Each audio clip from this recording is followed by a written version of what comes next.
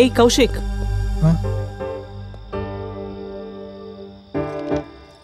మనిషి కూర్చునుంటే కనీసం పలకరించాలని కూడా అనిపించలేదా? అంటే చదువుకుంటున్నారు కదా అని పైకి వెళ్ళిపోతుంది. పైన తాళం వేసుంది, కీ నా దగ్గరుంది. దా.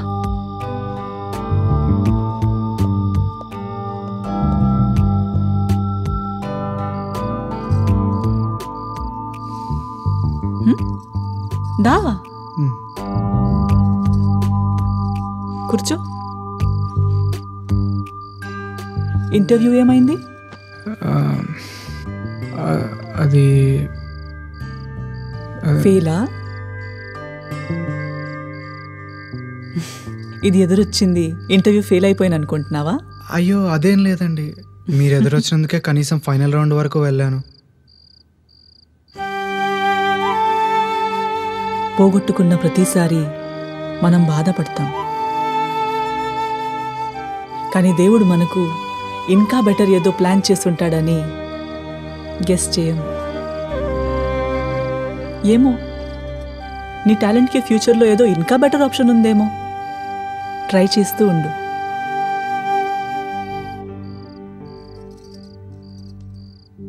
ఏమి తప్పు చేయలేదని మనకి తెలిసినప్పుడు తలదించుకునే అవసరం లేదు.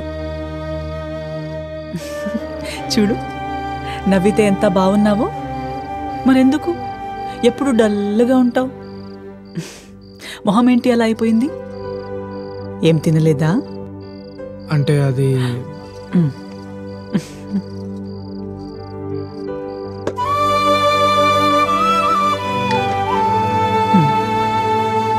తీసుకో. తిండి దగ్గర మొహమాట పడకూడదు.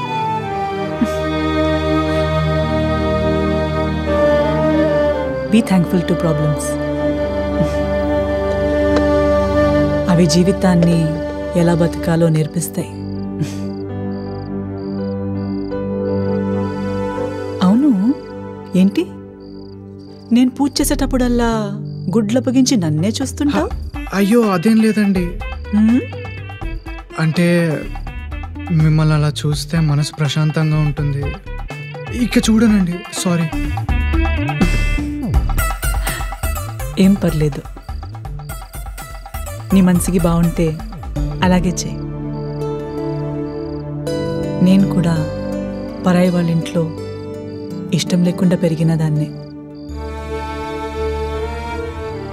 అనాథగా బతకడం ఆ అవమానం ఏంటో నాకు తెలుసు. మీ పిన్ని బాబాయ్ వాళ్ళు మంచివాళ్లే, కానీ కాలంతో పాటు అడుగులు వేస్తున్నారంతే. వాళ్ళ నుంచి అంతకన్నా ఎక్కువ ఎక్స్పెక్ట్ చేయకు. I understand your feelings. Thank you అండి. ఎందుకు? చూసుకోవచ్చానందుక? అదేం కాదండి. చూడమన్నాను కదా అని మరీ కొరికేసేలా చూడకు. పెళ్ళైన ఆడవాళ్ళని మరీ అంతలా చూస్తే బాగుండదు తెలుసా? వెళ్ళు, బుద్ధిగా చదువుకో. లైఫ్లో సెటిల్ అయితే ఏం కావాలన్నా చేసుకోవచ్చు. ఏయ్ ముద్దు, కీ లేకుండానే తాళం తీసేద్దాం అనుకుంటున్నావా?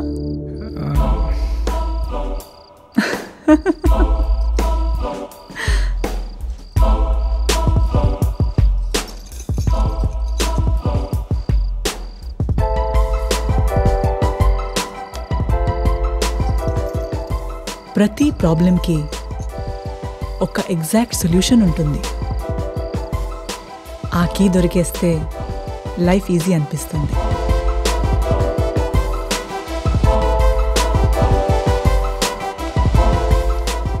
క్లాస్ పీకానా? మళ్ళీ పిలిచినా రావేమో. ఇలా స్నేహంగా మాట్లాడితే విని చాలా రోజులైందండి. మీరు ఎప్పుడు పిలుస్తారని వెయిట్ చేస్తూ ఉంటాను.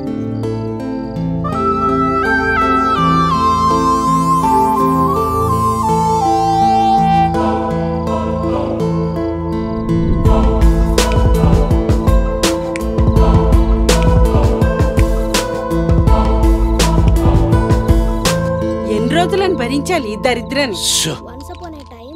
పాపమే, మనం ఎంత తిట్టినా మన ఇంట్లోనే ఉంటున్నాడంటే మన అవసరం వాడికి ఉన్నట్టే కదా. అయినా వాడు రోజు ఇంటర్వ్యూకి వెళ్తున్నాడు కదా, ఏదో ఒకటి తగిలి త్వరలోనే ఏ వెళ్ళిపోతాడు. పని చెప్పినా సరిగా చేసి చావడు. వీడిని చూసి మన అబ్బాయి కూడా చెడిపోతాడు. తర్వాత నీ ఇష్టం. చెప్పాల్సింది నేను చెప్పాను. ఊరుకోవే, వింటే బాధపడతాడు. పద.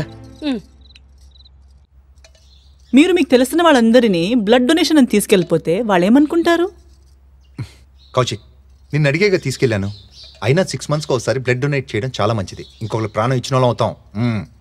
అవునండి, అన్నయ్య గారు చెప్పాకే నాకు చేయాలనిపించింది. మంచిదే గాని చూడు, నీ హెల్త్ కూడా నువ్వు చూసుకోవాలి కదా. ఎంత వీక్గా ఉన్నావు. తిను.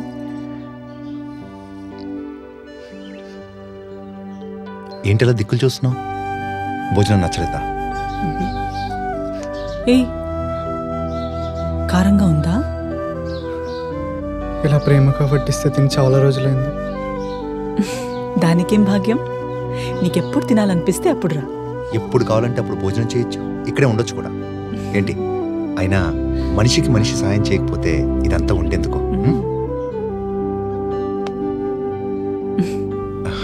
వైశ్యు, ఇలాంటి ప్రపంచంలో వీడు అసలు నెక్కుకు రాగలరంటావా? తప్పకుండా. He can definitely do something. నాకా నమ్మకం ఉంది.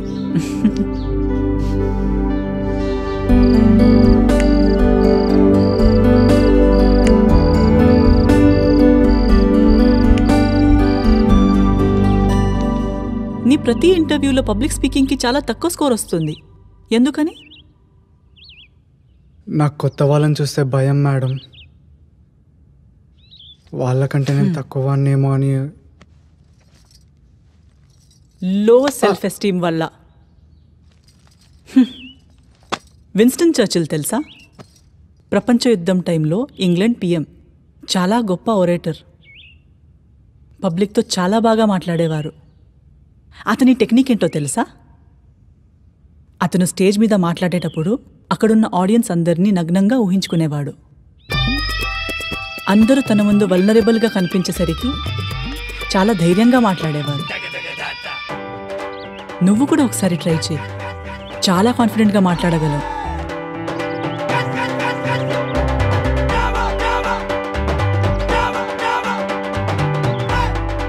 ఏయ్,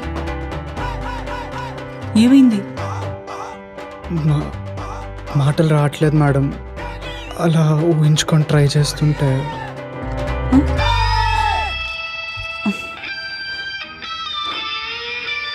ఏయ్, అవన్నీ ఇంటర్వ్యూలో పబ్లిక్ మీటింగ్లో చెయ్యి, నా దగ్గర కాదు.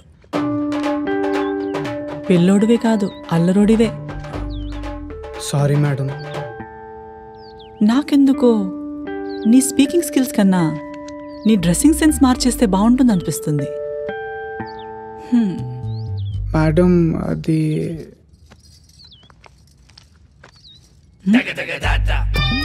ఏయ్,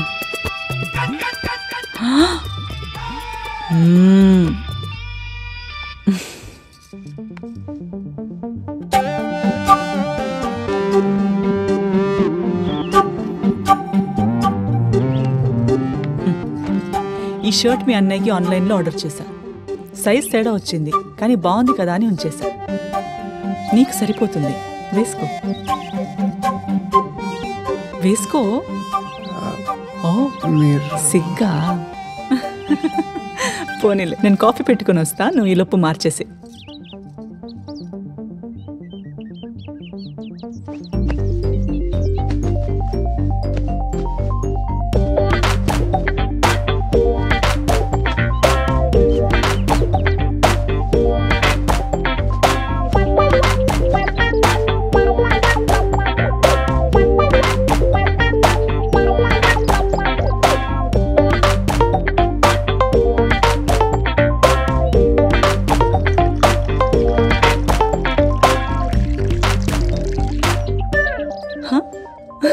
ఏంటిది చిన్నపిల్లోడ్లాగా? చూసుకోలేదు. దా.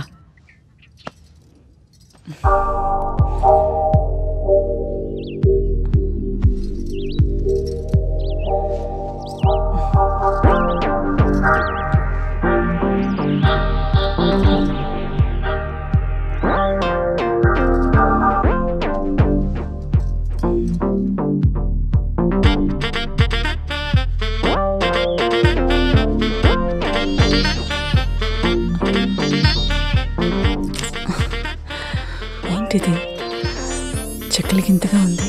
చిన్నపిల్లోడివా?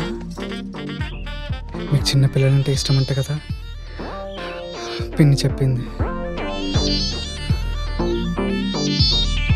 చాలా.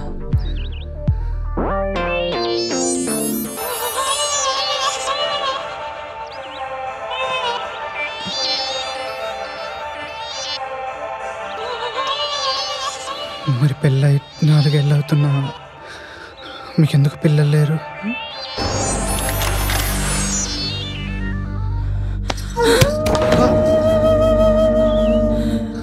వెళ్ళిపో. వైశాలి, పోరా ఇక్కడి నుంచి. వెళ్ళమన్నా. వైశాలి ఏమైంది? ఇక్కడి నుంచి వెళ్ళిపో.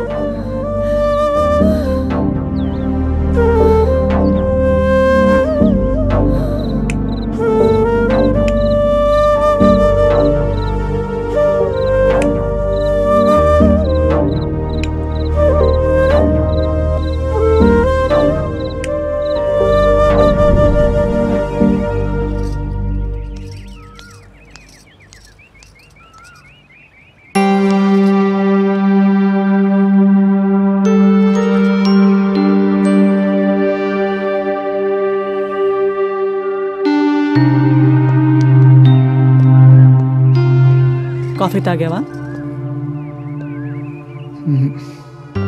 రా.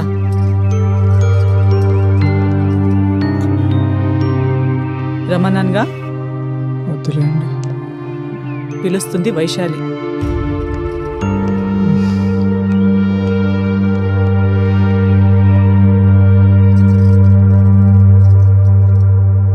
కోపమా? వచ్చింది, నాకు తెలుసు. అదేం లేదండి, మీరు ఎందుకు అలా అన్నారో తెలియక.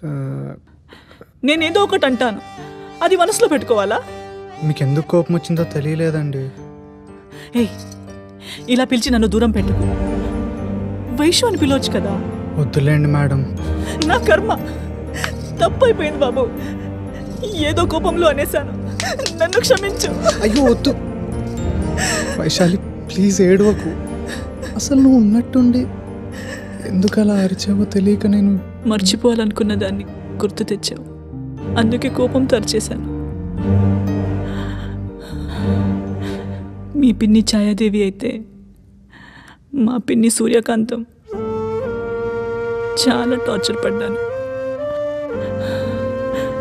అందరిలాగా నేను నా భర్తతో చాలా సుఖంగా గడపాలని కలలు కన్నాను. వయసుకి రాగానే ఒక్క అబ్బాయిని చూపించారు.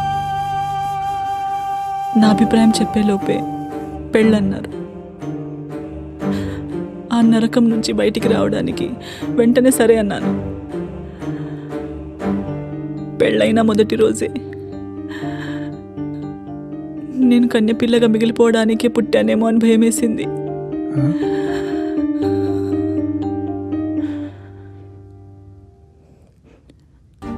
అర్థం కాలేదు కదూ?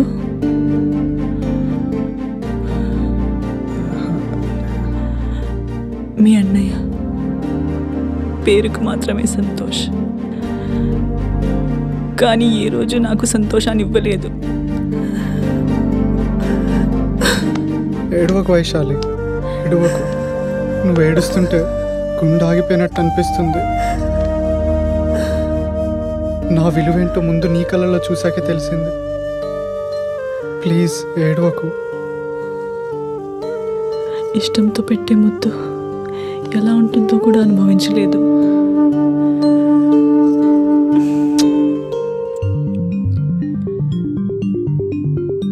నువ్వు నిజంగా చిన్నపిల్లోడివే. గుండెల్లో ఉన్న ఇష్టాన్నంతా మాటల్లో చెప్పలేనప్పుడు పెదవులో కనిపెట్టిన భాషే ముద్దు.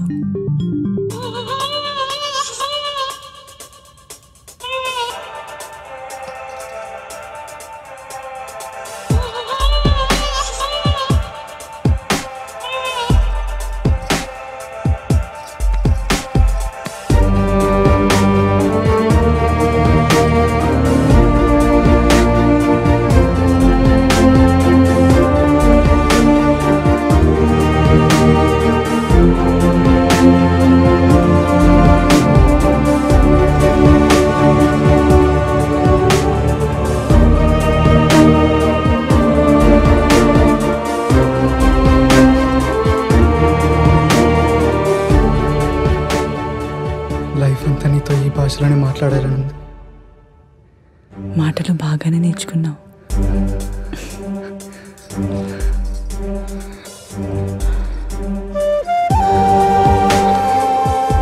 నువ్వే చెప్పావుగా ధైర్యంగా మాట్లాడాలంటే నగ్నంగా ఊహించుకోవాలని.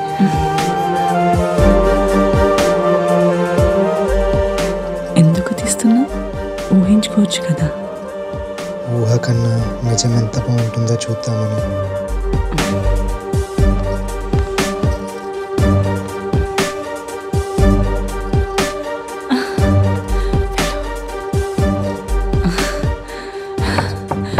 ఫ్రీగా ఉన్నప్పుడు కాల్ చేస్తా. అమ్మ రమ్మంటుంది.